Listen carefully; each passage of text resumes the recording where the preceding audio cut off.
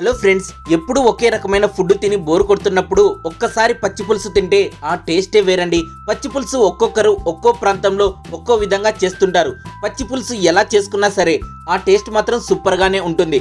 మా అమ్మమ్మ దగ్గర మా అమ్మ నేర్చుకున్న ఈ సీక్రెట్ రెసిపీ మీకోసం.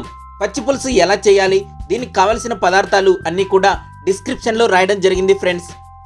ముందుగా ఒక గిన్నెలో చింతపండు కొన్ని నీళ్లు పోసి 15 నిమిషాల పాటు నానబెట్టుకోవాలి. చింతపండు నానుతుండగా మిక్సీలో 2.5 స్పూన్ల పప్పులు, 1.5 స్పూన్ ఎండు కొబ్బరి, 1/2 స్పూన్ రాళ్ళ ఉప్పు వేసుకొని మెత్తగా గ్రైండ్ చేసుకొని పక్కన పెట్టుకోవాలి ఫ్రెండ్స్. మన ఛానల్ని కొత్తగా చూస్తున్న వారు సబ్స్క్రైబ్ చేసుకోండి ఫ్రెండ్స్.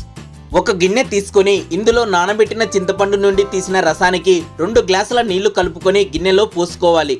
ఇందులో 1 స్పూన్ పొడిగా దంచుకున్న బెల్లం, 1/2 స్పూన్ కారం పొడి, 1/2 స్పూన్ ఉప్పు, ముందుగా మిక్సీ పట్టుకున్న పప్పులు, ఎండు కొబ్బరి పొడి 2 స్పూన్లు, చిన్నగా కట్ చేసుకున్న ఉల్లిపాయ ముక్కలు వేసుకొని బాగా కలుపుకోవాలి.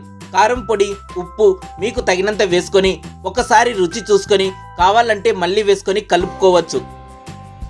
ఇలా కలుపుకున్న తర్వాత గిన్నె లేదా కడాయిని స్టవ్ పై పెట్టి 1.5 స్పూన్ నూనె వేసి నూనె వేడెక్కిన తర్వాత ఇందులో 1/2 స్పూన్ ఆవాలు, 1/2 స్పూన్ జీలకర్ర, కొంచెం కరివేపాకు, 1 లేదా 2 ఎండుమిర్చి వేసుకోవాలి. ఇవి వేగిన వెంటనే ఈ పోపులో పచ్చి పులుసు పోసుకొని బాగా కలుపుకొని ఉడికించాలి.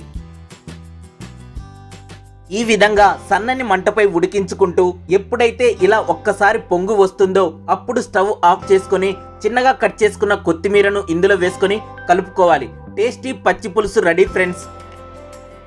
ఈ పచ్చి పులుసును పులగం లేదా వేడివేడి అన్నంలో వేసుకొని తింటే నిజంగా మాటల్లో చెప్పలేని అనుభూతి. ఎవరైనా సరే ఆహా అద్భుతం అనకుండా ఉండలేరు.